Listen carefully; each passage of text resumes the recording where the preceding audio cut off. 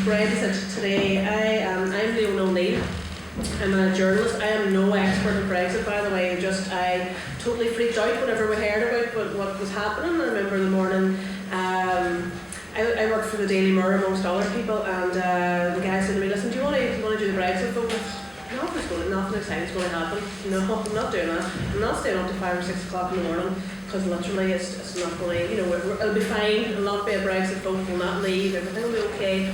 Woke up next morning and we're leaving the EU, and that was a really big shock for me.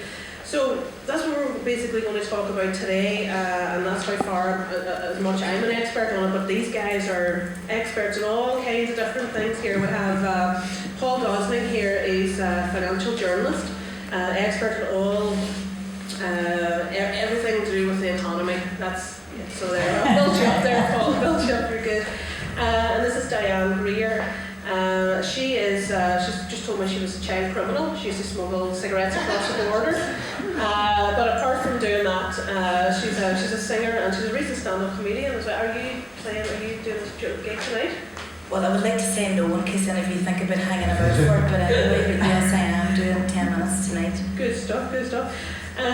So she's a risk-taking woman, and she'll talk about border smuggling and experiences of the border and stuff like that. Mary O'Dwyer, she was born in the early 60s. She tells me no, that's a lie, that's a typo. And she's lived in Derry since she was primary school age. Her parents are both from Kilkenny, so she knew the road very well between Derry and New Ross, is it? So we all have our own different experiences of what was going on, or what is going on, or what is going to go on. Paul tells what he thinks will go on. Diane will tell us what did go on at the borders and stuff. And myself and Mary will maybe give different memories and stuff. So, I don't know about you, but the whole Brexit thing, it felt like a divorce almost. We're getting a divorce. I think we're 100 days. I saw someone posting on Facebook this morning that we're 100 days now after the divorce. And I suppose with any divorce, it's kind of, it gets messy, and you fight over who's going to get what, and people want to hook up with Dublin, and other people want to go. It gets really, really messy. So it's never good. But I remember anyway the days. I'm 40. No, there's supposed to be a gas. Oh. Thank you. I'm 40. I remember the days of the border. At Coshquin, is that what it's called there? Coshquin on the Balcana Road, and my father used to have this old Cortina that continuously just broke down all the time. But I remember 5 of us, it was probably beyond the realms of health and safety as well, but there were 5 of us in the back of that Cortina, maybe some people in the boot as well, stuck for hours in the swelter and heat, and I'm sure the rest of you remember these type of memories too, while the British Army would check my dad's licence, and all the time they'd pull him over, and it was just the norm, just completely normal for us in those days. We were children of the Troubles, and that's just the way that it was. I thought everybody in every country, when they were going to the beach or whatever, were stopped by the British Army, and sometimes the car taken apart, or everybody had to get out. That I thought was completely normal, but apparently not. But it was only recently, it was only actually on the day that the Brexit was announced, that we were leaving, it made me realise I live literally, I can see the border from my house now at the minute. And it really hit me. I'm going to be stopped going over. My mother's from Donegal, all our family are from Donegal. I'm going to be stopped on the border in my own country, in my own town, going to have my details checked. And I just thought, that is horrendous. And that even though it can be an invisible border, and Paul maybe tells more on that. But it's just like almost, it's like an invisible barrier there, and it doesn't belong to us anymore. I don't know, it's hard to put into words how to explain it, but apart from all that, I think from working in journalism and stuff, and dealing with a lot of people that have worked in community groups and stuff like that, a lot of them are fed by EU funds, EU money. We've got peace and reconciliation money, we've got various, we're here in the Playhouse. This building was part funded by EU money. If it wasn't, then we would be standing here in the street, all of us, running the Cathedral Youth Club there, running the fountain. There are projects there making sure Catholics and Protestants work together, which is funded by EU money. That will not happen anymore because of all this money going. Perhaps it will come from England again. Paul, again, you might be able to tell us that, and we might have, everything might be rosy in the garden, and I'm just freaking out, but we'll get this rocking anyway, and maybe we'll get, now that I've scared the life out of you about it, we'll get some sensible, reasonable heads talking about this. So I'm going to address a question just to everyone here, and we can take wee turns to answer it. I mean, I talked there about my experience of, working in the newspaper and them asking me to do Brexit, and me going, no, where were you on the morning then? Or you're probably up during the night actually, Paul, no? Where were you on the day that it was announced? Like, everyone remembers where they were when Kennedy was shot or when the 9/11 attacks happened. Where were you when Brexit happened, Paul? Start over there with you. I deliberately didn't stay up all night. I had negative feelings. I come from Essex, which is worse than coming from England, because it's the most, when I left it, for obvious reasons, it was the most racist and unpleasant part of England that you could find. And that's why I left. I couldn't bear the people that I socialised with, so I didn't want to be around them. And I knew that all those people that I couldn't stand, I knew how they would be voting. And I knew there was going to be a bedrock of people from England that would be voting Brexit simply because they were basically unpleasant people who are racists. But when a few days before the election, before the referendum, I spoke at a People Before Profit meeting, and I tried to argue the case for why we needed to remain, from the point of view of being a socialist, from the point of view of being an internationalist, and I lost the debate.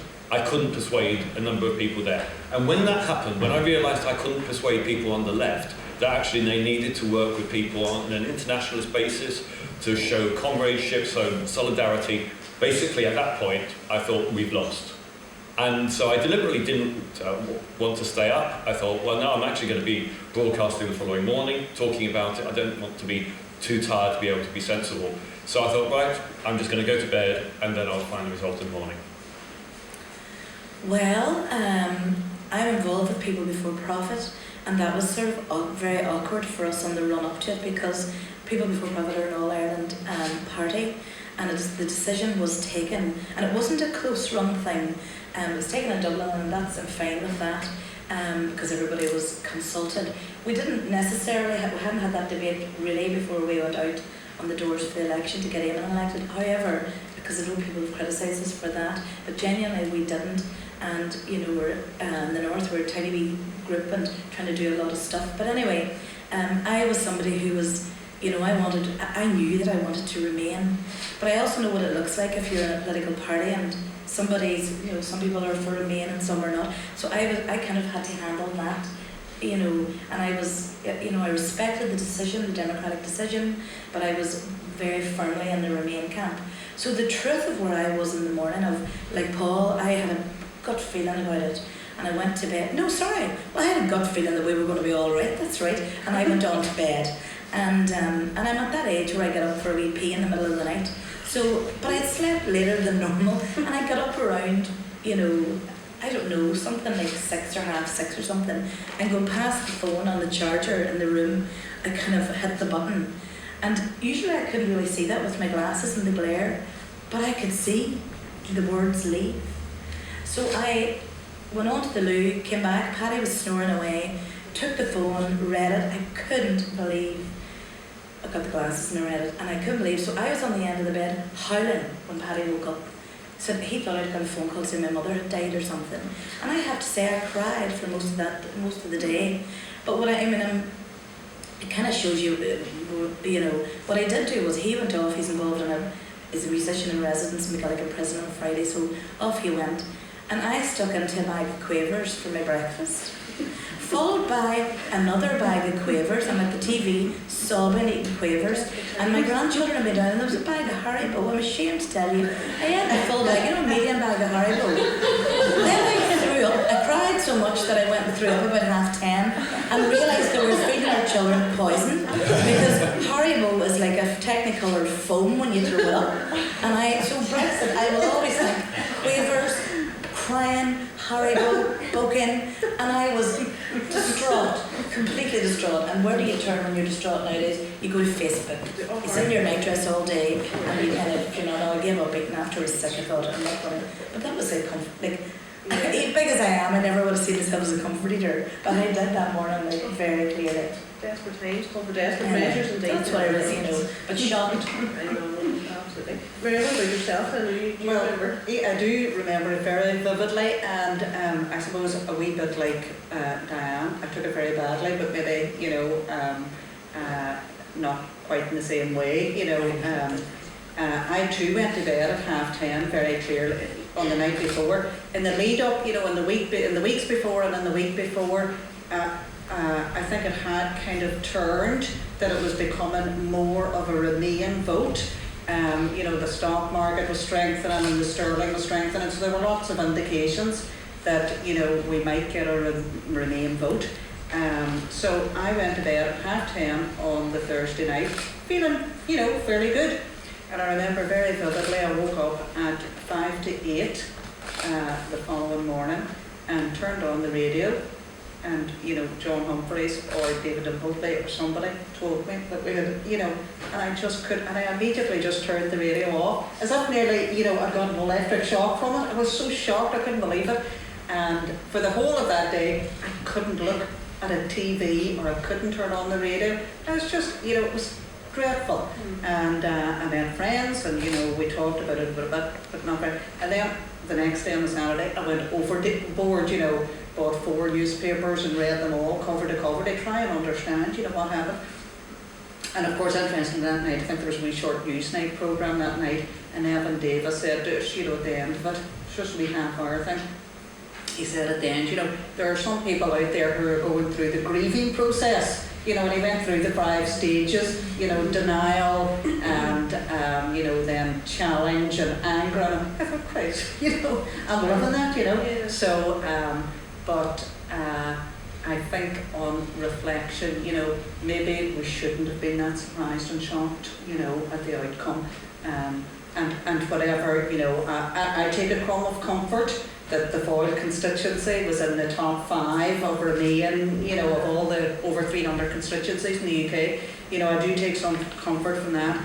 And, you know, even if it had been a Remain vote, you know, as close as it was an exit vote, you know, that's still like 17 million versus 16 million or whatever the figures were, you know. So whatever, there would still be a big chunk of people who, you know, want to exit Europe. So we do have to do something to address all of those issues. So. Yeah. Leona, can I add a point, which is that the following day, when we were still in, you know, despair in a sense, I went into one of the cafes that I often go to, and I knew the woman behind the counter, and I knew that she had an Eastern European accent. So I said to her, "Where do you come from?" And she said, "The Czech Republic." And I said, "What do you feel about the Brexit vote?" And she said, "I cried," and she said, "I can't talk about it or I'll start crying again." And I think we have to recognise that whatever we feel about it, every person in the UK, pretty well every person who comes from the Czech Republic, Romania, Poland, Germany or France, every one of those people feels rejected, feels that we don't like them, we don't want them. Because that's actually what the vote said. It was about saying, we don't want you here, we don't want to share our space. Absolutely. I mean, I think even the people who were campaigning for leave were actually shocked in the morning that it was. It was kind of like, oh right, we've got it now. What do we do? A lot of even politicians. I remember speaking to one politician who's actually a community worker, and he was saying he was actually putting flags up for, you know, leave, you know, the night before and stuff. And I said to him, why are you voting leave? Because the party told him to. But you're a community worker. Who funds your role? Yeah, the EU do, because obviously it's peace and reconciliation money and stuff like that. The EU fund your, so how does that reconcile with you voting leave? What does it mean for you? And he wasn't able to tell me actually as a politician. I was astounded actually by his response. But I mean, some of us work in the community sector. I work obviously in commercial. I'm a journalist and stuff. But through dealing with people and talking to people over Brexit, talking to one business person in the town here. It's an American business that they work for, an IT business. They based themselves in Derry because of, you know, it's a springboard to Europe. They're considering leaving now, and they've employed hundreds of people. They're considering leaving now to go over the border because there won't be the strict, I mean, you'll be able to explain this better than I would, Paul, but there's strict rules about dealing with Europe. There'll be more red tape there for them. I think it's making us actually smaller, but regardless of that, how do you think, I'll start with you, Diane, how do you think this will impact on your community? You work in the community sector as well sometimes. And well, sometimes do. I mean, I worked for many years for the Workers' Educational Association, and we would have been funded. You know, we had a lot of SEUPB peace money to run the projects that I would have been involved in. But I was made redundant a couple of years ago, so I'm self-employed now, and actually work more across the border than I work anywhere now, and we bit internationally. So you know, how will it affect my part of the work that I was setting myself up for with another 3 people would be on the back of the Peace 4 money coming in, some leadership training and stuff like that. So we have no idea. That's still going to be honoured, but it's it's a tighter time frame, and it's probably less money now, Paul. That would be affected as well. So there'll be like a small cake. There will be something still coming, but there'll be a scramble for it. Yeah. And the scramble for it, I think a lot of people won't be thinking long term. They won't be really thinking about, because before we had European money, we had American money. I mean, that's where we would have got our money from. Any of the money for the work that I've been involved in for many years used to come from America, and then when Europe started to give us, the peace money, I suppose there was a kind of a bit of a withdrawal of that. If you go right back to when the children used to go on holidays to America and all that, any of the kind of peace funding money would have come from there. So, I mean, in there, I don't think they're going to pick that up. So I think it's massive for the community and voluntary sector, and it's, but I suppose I'm not sure, I think I'm still in the denial stage, I still, even when we're talking about the borders, I cannot for the life of me imagine queuing at the border again to be searched. I can't get my head around that would be, and we would be expecting our political representatives either side of the border to be negotiating hard, and we're only a wee tiny island, and forget about the political, the 32 county all Ireland, whatever, that means nothing to me. But I do think I see myself as living on an island, and it's a little island beside another little island, and we're the fringes of Europe. And I just think that not working collaboratively is crazy. If you don't work with whoever your neighbours are, we think is crazy. So I suppose I haven't. I mean, I'm thinking a bit about it, but thankfully, Leona, I'm at a stage in my life where I'm not needing to work 70 hours a week anymore. My children are up and going, and I'm not putting youngsters through university. I'm not rearing grandchildren now, and I'm not, kind of have what I need. And we don't live an extravagant lifestyle, so. And I'm at the stage where I'm taking up stand-up comedy. That says everything. Like, I'm never going to make a fortune. Stadium tours next year. I don't think so. Apparently you have to do 10 years of the bottom of the bill at every comedy club in the country. I'll be dead before that happens. But sorry, I went off the... What about, Paul, you would have more idea than any of us on this. How will it affect people on the ground, these communities? Because our situation in Northern Ireland is very unique, and we have had this crutch for so long, this EU crutch for so long. When we take that away, are we going to just fall down, or what? Or is it going to be replaced from somewhere else? Or? I actually happened to write an article about this last week, so I actually have followed this through. If you look at the health sector, then there's going to be questions about the fact that we've moved towards cross-border integration. So, for example, children's heart surgery that was taking place in Belfast is now in the process of being transferred to Dublin. We've just opening soon our cancer care centre out in Galvin, the basics for which is cross-border service provision, so that services people in Donegal. We do not know, no one knows what happens in terms of that cross-border cooperation. In terms of education, we know that lots of people cross the border every day to go to school in the other jurisdiction. Some do it officially, lots more do it unofficially. We do not know what will happen, but it's a reasonable guess that there will be greater scrutiny in future of people using the wrong number plates on their way to school. So I would guess that's the thing. But I interviewed Finance Minister Martin O'Muller about what he felt it meant to the finances of Northern Ireland. And he gave me several examples of where his concerns lay. The first obvious one is the Common Agricultural Policy. The Common Agricultural Policy, Northern Ireland gets 9% of the total UK Common Agricultural policy money. We have 3% of the UK population. His expectation is that that will be cut from 9% to 3%. So in other words, farmers in Northern Ireland are likely to get a third of what they get at the moment under UK dispensation if there is subsidy. That's assuming that there will be subsidy. And what you have to realise is that a lot of the economists that argued for Brexit believe there should be no subsidies in agriculture. So if you have that, and this is something that the agri-food industry in Northern Ireland is desperately concerned about, is basically you could have the agri-food industry pretty well destroyed in Northern Ireland. That would take 40,000 jobs away in Northern Ireland just from that. So we don't know, but that is one of the fears. But actually that wasn't the main concern that Martin Niemöller had.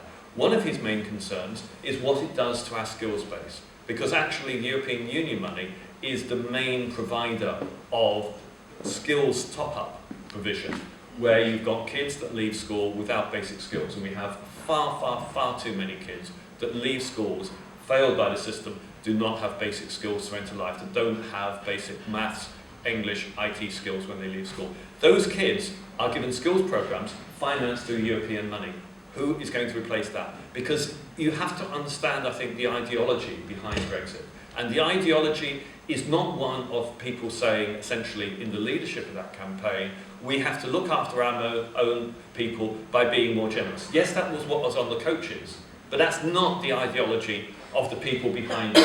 And they are people who are basically our free marketeers, who believe that we have to trade on an open basis internationally. That means you have to focus on cost. That means probably lower cost, lower incomes. So the move towards a higher basic minimum wage that George Osborne adopted, that's likely to be got rid of. It's quite possible anyway. But we don't know. I'm sorry, I'm at risk of speaking far too longly on that. No, you're But right. I mean, we just do not know. Because firstly, there were lies told in the campaign, because when they said there's 350 million that can go into NHS, that was never going to happen, and actually that was not the truth. And when they said we'll have so much more money that we pay into the European Union budget that we can spend our own people, well actually the reality is that a lot of that money will not go to people, and the idea really is just to spend less money. But in any case, if our economy gets smaller, then we'll have less tax revenues, so in fact we won't have more money to spend on our people. So we've got that as a problem. But going back to the point that Martin Niemöller was making, is that yes, you've got the common agricultural policy that we're going to lose. We're going to lose the money spent on skills support, but also we'll lose a lot of other support services. Yes, to the voluntary sector, but also on infrastructure. Northern Ireland, this is one of the legacies of the Troubles. Our infrastructure, as well as our skills base, is very, very weak. And actually, European Union money was going into improving some of that infrastructure. So, for example, one of the examples is that in Belfast you've got a log jam at York Street interchange. That was going to be financed through European Union money. It's likely that's gone.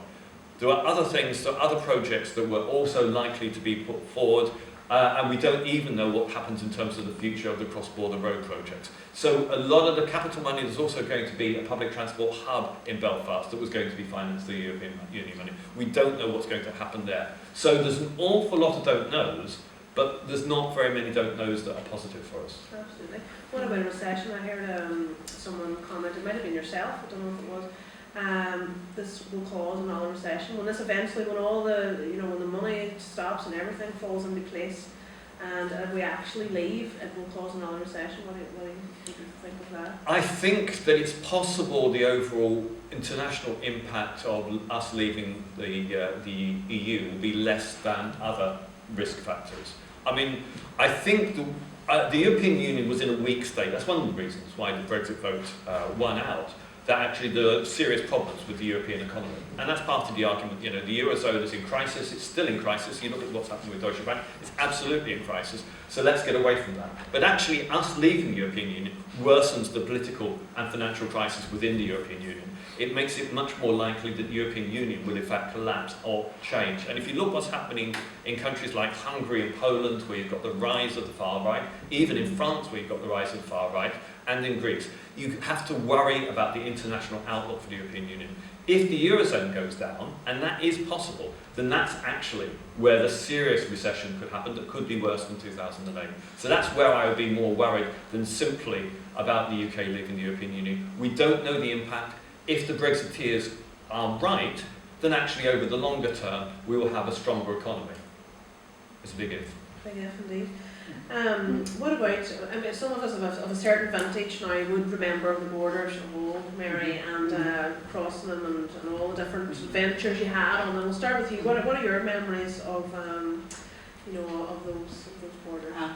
My memories, Leona, as you mentioned, you know, a child of the 60s, and both my parents who are there and will keep me right. Both my parents are from Kilkenny, Right. so you know, at least once a year, more often, several times a year, we were up and down the road, you know. So through, you know, Strabane, Omagh, Auchnachoy, etc., and you know, late 60s, 70s. And my memories at that stage, you know, we went through the Auchnachoy border, which, you know, at that stage I suppose was a military border as well as a customs border. But at that stage you kind of felt as if you were going back in time, you know, when you went into the Irish Republic. And I suppose, you know, Paul talked about infrastructure there, which is a key thing, you know, peace monies, Peace Bridge, you know, I think of as well. But infrastructure at that time would have been a big thing. When you crossed the border at Auchnachoy and you drove in the Irish Republic, roads, signage, road markings, all of that, you immediately knew that you were in the Irish Republic. And I suppose the other thing was, you know, just one of my memories. I don't have any memories of, you know, smuggling butter or anything like that, but maybe we did. I don't know. But we, you know, the culture. So you left the BBC behind, you left all of that behind because, you know, it was completely separate at that stage. And you entered into, I suppose, RTE zone.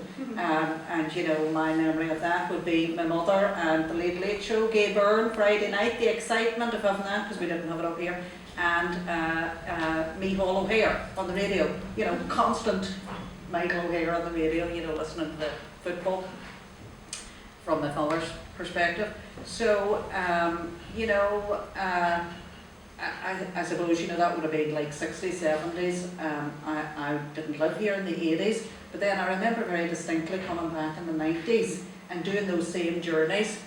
And of course, it was nearly the opposite. It was nearly the opposite. You crossed the border and the European money had started to flow into the Republic of Ireland. The roads were nearly better. We were nearly leaving worse infrastructure in Northern Ireland and going to better infrastructure in the Republic of Ireland. You know, so it was very interesting, you know, when you reflect back to have, you know, that very kind of stark difference, you know.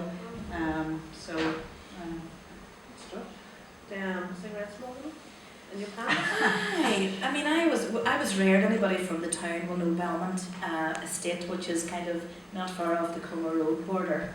And at that time, that place, Belmont was like in the country, because there was no Carnhill or anything like that, or Chantala was there. But we would have spent a lot of our time up the north coast of Bono in that direction. But we did, like every Sunday we were crossing the border. And I have memories of, you were mentioning a car, my grandfather's big Zephyr car, I remember that. And a whole load of us piled into that. And he used to stop at every pub and have a drink. He'd have a whiskey and then the woman would be sent out a sherry, the children would be sent out an orange in a brown bottle, does anybody remember that? And a packet of potato crisps. And then Granda would hop on and we'd drive on another bit, and he'd go to another pub and have another. I mean, when I think of it. And the scary thing was, he wasn't the only one. Everybody, like, people were drinking and driving like mad then. But anyway, coming back, you know, I remember having this very glamorous aunt who smoked consulate cigarettes, these white cigarettes, and we used to be responsible for getting those back over the border for her. And the car would always been stopped on the far side of the border, and we would have been taken out in whatever 2 or 3 packets put on the back of your shorts.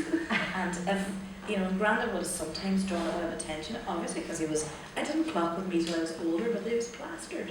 So he might have been asked to stand out of the car, and we would have been had to get out. And we were trained to always face away from keep our backs to the customs man, keep our backs to the bad man. That's because we all had I suppose it's like a wee belt of cigarettes in our backs. So, you know, to this day, seriously, I mean, if I come to borders anywhere, I do kind of always feel guilty. I'm always like, what have we got in the car? You know, what's in the back of the van? We laugh about it, like, because we grew up with that. We were like, criminals from a young age. Like really, there's a whole generation of us, and it's in our psyche that are, and then the other side of that is it's kind of was fun too, So I suppose we're not risk averse about here. No. Do you know what I mean? In many ways, maybe that's why I'm at the comedy. It's kind of have to be at something that terrifies me. Oh yeah, absolutely. I remember my brother bought his first car. It was a Volkswagen Polo. He was 18 years old, and he bought the second-hand car. And he was going out with a girl from Montcran at the time, and he got stopped at the border. He had passed his test maybe 3 weeks or something before he bought this car. My dad had bought him this car second-hand. Didn't know where it came from. I think he just bought it from not a showroom, but somebody anyway, a garage guy that he knew. So anyway, he pulled up at the British Army, he got out of the car, checked his licence, checked the registration number, and started shouting on these, the British Army guy, started shouting on these CB radio, I've got him here, And Aidan was like, oh, what's going on here? I've got Martin McGuinness, and Aidan's 18, obviously not Martin McGuinness, but the garage guy had bought the car, or Martin McGuinness had changed the car, whatever way it happened. My brother ended up in Martin McGuinness's car, so he pulled him into the corner, they called the hangar, ripped the car apart with knives, took everything out, seats everything out looking, and the sergeant or whoever was in charge eventually came down from the hangar, what have you. What's going on? You've got Martin McGuinness there. Aidan was up against the wall, hands like this.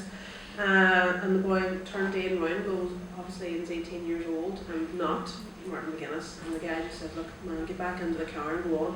So Aidan's first wee car, he drove down his girlfriend to show off his lovely car. It was beautiful on the outside, red, gold, but on the inside the seats were just ripped with knives and upside down, and everything was in the car was wrecked. But so that's one. But it's just when you're talking about the army, I mean, my memories of coming across the border with the army where, as long as you said you were going to Londonderry, we just got straight through, there was no bother at all.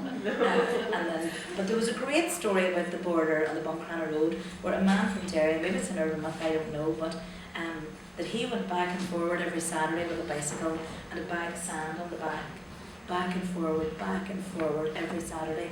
And it wasn't until about a year later that they realised he was smuggling bicycles. I suppose nobody knows if that's true or not. But he was smuggling bicycles and everything to do with sand. Leona, can I out myself as a criminal as well? Because I was living the other side of the border during the foot and mouth outbreak. And there were these rather absurd regulations that you were not allowed to take meat or dairy products over. Okay. And of course you did your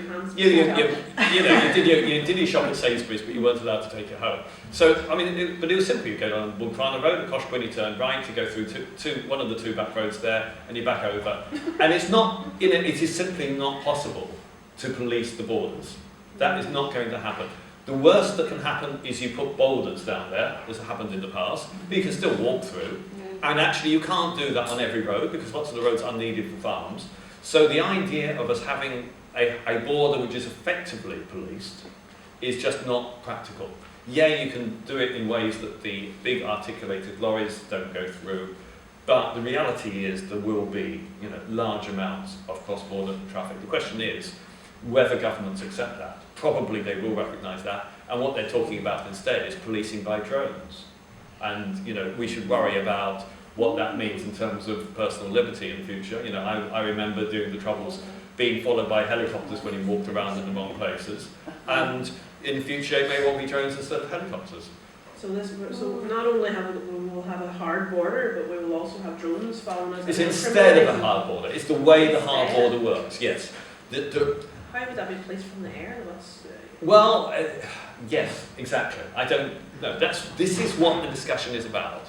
So the discussion is, well, we don't want to have. I mean, there's a lot of confusion around this because different government ministers want different things, and what they want is incompatible with each other. That's a crisis inside the Conservative Party. Apparently, Theresa May doesn't want a hard border, but what does a hard border mean anyway? I mean, does it mean we don't get passport controls? Well, I think actually, there's no sense in having passport controls on the major road when actually you could just walk across a field. So the passport controls will inevitably be between Great Britain and the island of Ireland. Inevitably, that's what's going to happen. The question is whether you also have some form of border control, customs control. The likelihood is that the UK will leave the customs union, and that means there will be customs controls of some kind. but they may be willing to just do it on the basis of paperwork and electronic communications and trust, but actually to have the hard border between Great Britain and Ireland. What do you think now? What's the time scale now? This is the last question, and we'll open up to questions from the audience. The time scale now, I mean, a lot of it is quite hard to take in exactly what is going to happen, and I suppose everybody thought when they woke up on the day of the leave vote, right, that's it, we've left the EU, but it's more complicated than that, and certain things have to sort of be put into place before we actually leave. And what will happen from now? Can take us through like maybe a brief time scale of what will happen from now, Paul? Well, the likelihood is that what's called Article 50 will be triggered next year in 2017. That will give a 2-year window for negotiations, and those negotiations will focus on whether the UK stays within the single market and whether it stays within the customs union. Given that most people who voted for Brexit did so because of concerns about immigration, and given that you will not have control over who enters the country if you are part of the customs union, part of the single market, the likelihood is the UK will leave the customs union, leave the single market. It will probably accept that people from other European countries who are already living here will have a right to stay, and they will be given a specific permission slip to stay here. But new people won't unless they have the skills that are needed. But then you have another issue, which is what skills are needed and why do we need skills from elsewhere? And this is in fact, in part, the issue of migrant workers is a reflection on the failed education and skills policy of the United Kingdom, in particular in Northern Ireland. You know, we do not have people that actually have skills in some of the places we need, and that's a failure of education. And also we don't have people that want to work in other places. So for example, if you go to Dungannon, then there's large quantities of people who work in the agri-food sector because no one else wants to work in there. And so you have particular types of difficulties which will be very problematic to resolve. So we've got 2 years where we don't know what's going to happen, but the outcome is probably at the end of that period that we will leave the single market, we will leave the customs union, we will not have freedom of movement. We may need to get visas if we want to go to at least the continent, presumably not the Irish Republic. And then you've got the other question about what the Irish Republic does about this, and whether there will be a debate within Ireland about whether it should leave the European Union, and whether its relationship with the UK is more important than with the rest of the European Union, and whether they are so fed up with the European Commission over the Apple ruling that actually they don't want to be part of the European Union anymore. So you've got so many international imponderables. Great stuff. I didn't scare you at the very start there. Well, it's just scary. I'm good at scaring you. Yeah, good. Right, any questions there from the audience? Anything you want to know? I mean, this guy knows everything about Brexit, and if you are worried about something or about your... go ahead. I'd like to ask the panel if they think that after listening to all the scare stories and how much we don't know and how much is at risk, does the panel think that maybe there'll be a rollback from all of this, that the politicians will decide that it's so difficult to negotiate the whole thing that it might be simpler to go for another referendum? It's an interesting one because I've heard that said before, and I know they did it. I mean, they went for the second referendum in the south. But you know the way you hear, if you know somebody who knows somebody, and they tell you what somebody's talking about at the highest level. Well, I heard this. I heard that way before Theresa May became the leader of the Conservatives, that there was a kind of a hope that she would become, even if you didn't like the Conservatives or her, because her and Angela Merkel are thick as thieves. This is the way it was said to me. They're as thick as thieves, and they're two women who will want to go very, very slow. So they'll drag it out until the heat goes out of it, and then what they reckon we'd get. Now, how anybody knows this?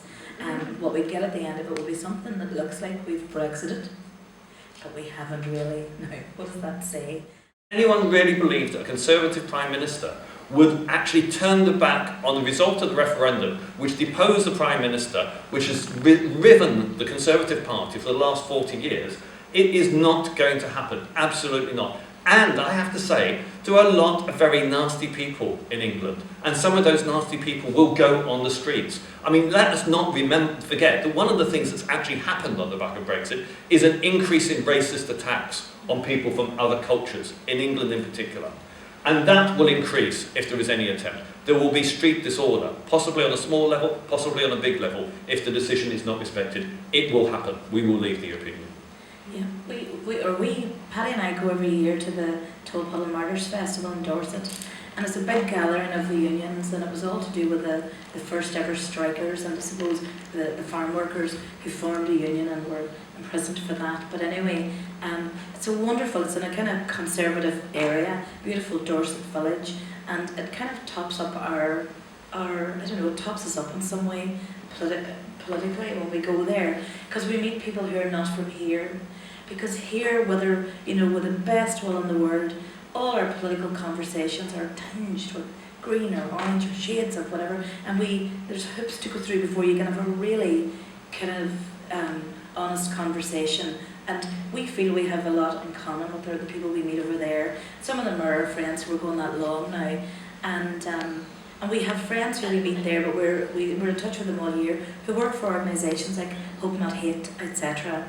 We have friends who are embedded with some of the organisations who are on the far right, and the stories are horrific. The hatred that drives, and that for me was one of the main reasons I thought I cannot, no matter what side, I can't take a side of anybody who hates another human being in that way, and some of the stuff that stuff you're talking about, we may think we hated each other in this country.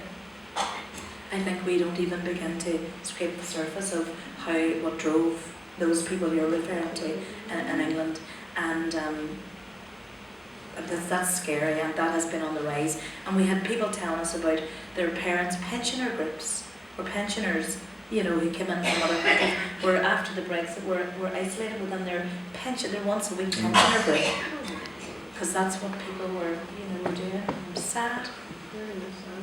Yeah, the striker cardigan up there. Sorry, yeah. I just wondered if I picked up correctly that did people before profit was their sort of party policy for Brexit, and I just wondered if either Diana or Paul could give us an insight into why that was the case. What was the thought process there? Well, do you know something? I'm involved, and I can't, in all honesty, I can't give you an insight into. I still don't understand it. I respect the vote, but it wasn't it was to do with, socialism. Do you want to explain it? Because I'm not a member of People Before Profit, but I can explain their position, which is a perfectly reasonable one, but wrong in my opinion. And its position is the European Commission is a bad organisation.